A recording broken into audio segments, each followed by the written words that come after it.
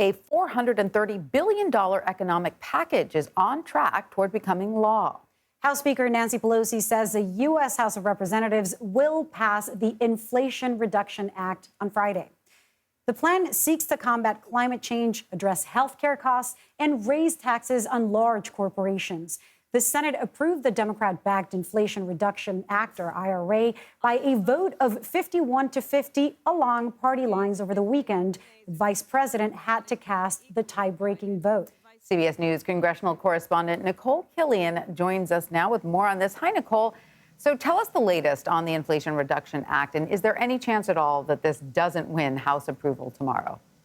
Well, it's pretty much guaranteed to pass, and that is why the House is coming back. As you know, with Speaker Pelosi, she never puts anything forward unless she doesn't have the votes for it. So, for all intents and purposes, we do expect this legislation to move ahead. I mean, keep in mind, this is a key part of Democrats' agenda. So, it doesn't serve them to try to hold it up anyway. And throughout the week, we have seen a number of statements from various members of the House Democratic Caucus, whether it's folks from the progressive side, the moderate side, members of the Black, Hispanic, Asian, Pacific American Caucus, all weighing in saying that they're supportive of this package. So we do expect it to pass with pretty broad support.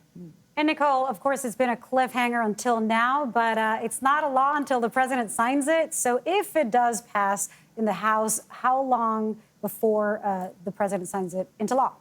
Yeah, and keep in mind, we do know that Republicans are whipping against this bill, and we saw in the Senate that this passed strictly on a party line vote, with Democrats solely supporting this and Republicans not. So we expect a similar dynamic in the House tomorrow. But look, this is a priority for President Biden, so I would expect that he would sign it in relative short order. Several members within his administration, top advisors, held a call with reporters today emphasizing that you will see the president, you will see the vice president, you will see cabinet members get out and sell this right away, along with congressional Democrats. Keep in mind, we're not that far from the November midterm elections, and they really see this as one of many legislative wins for the president. When you look at this Inflation Reduction Act, when you look at this week, this PACT Act to provide more health benefits to veterans who've had this toxic exposure to burn pits, the CHIPS Act that the president signed into law earlier this week to boost a semiconductor chip production, to make more of these chips that we use in our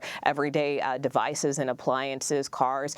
So they feel pretty good about not only some of these bipartisan wins, but also these party agenda wins, which, the president has been campaigning on since day one. We know the Inflation Reduction Act will, boost climate, take historic investments towards addressing climate change, providing these energy efficient tax credits, lowering the cost of prescription drugs. So they are really anxious to get out there and sell this plan as soon as the president's able to sign it. Yeah, the administration and Congress seem to be on a legislative roll these days. It's a good week. It's a good week for them. No slow summer for them. All right, so Nikole, shifting gears a little bit here now, the sentencing of a former Virginia police officer involved in the January 6th riots will be held later today.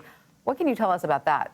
Yeah, so this involves a case involving a Virginia police officer who at one point did plead guilty to storming the Capitol on January 6th and, collaborating with another off-duty officer. And so federal prosecutors are actually recommending a pretty short-term sentence for one of these officers from Virginia. I think just 6 months, if you will, in home confinement for his role. But in terms of the other off-duty officer who was involved, he potentially faces a sentence of up to 8 years in prison. So there is a big disparity there. But, this particular officer testified against this off-duty officer, saying, at first he thought he was just trespassing at the Capitol and that he didn't really intend to conspire with anyone, if you will, and just kind of got caught up in the actions and activity of that day. So as you know, at this point in time, we're up to, over 800 prosecutions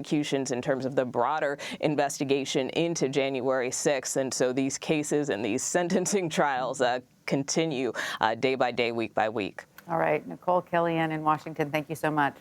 You bet.